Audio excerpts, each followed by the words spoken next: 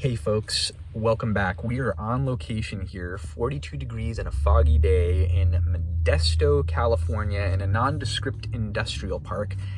I don't know why I keep doing that. I have never really discussed my love for vintage media other than videos on the channel before, but my first foray in collecting, I think it was my second foray into collecting was LP records. And I've talked about this before in other videos. In a past life of my youth, my mom gave me all these old Life magazines. You'd scroll through the vintage ads and see these beautiful hi-fi cabinets, and I started collecting vintage media, vintage records, probably when I was like 12 or 13. And living at my wife's grandparents' house in Manteca at the Reynolds Ranch was what it was called the last 5 years. In the dining room, as a sideboard buffet top cabinet, my wife's grandparents had their original 1960s Motorola hi-fi that they got brand new back in the day.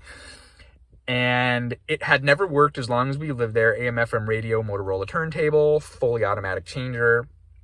And there's a guy that I had my little tabletop Technics AM/FM receiver restored and my tape deck restored. Here it's called the Stereo Advisor, and he's very nice. It's not cheap. My in-laws spent almost $1,000 getting this thing serviced, so here I am today to pick it up. I am going to ask him if he will let me do a little video. If not, we'll just do a video. We'll cut back into me demonstrating the record player set up at my in-laws house. So come along, we're gonna go inside. But we don't know if he's going to film yet because I haven't asked.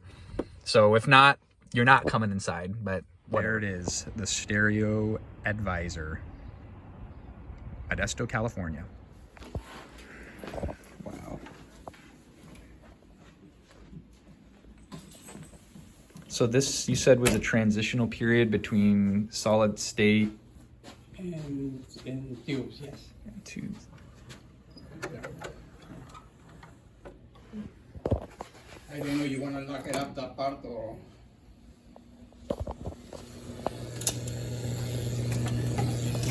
Oh, it's not. So turn it to it.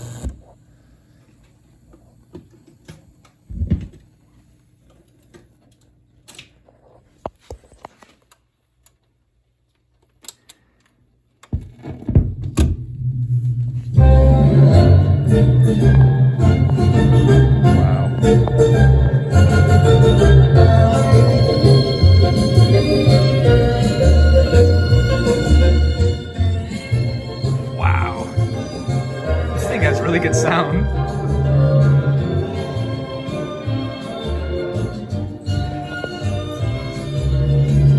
So this just needed basically lubrication.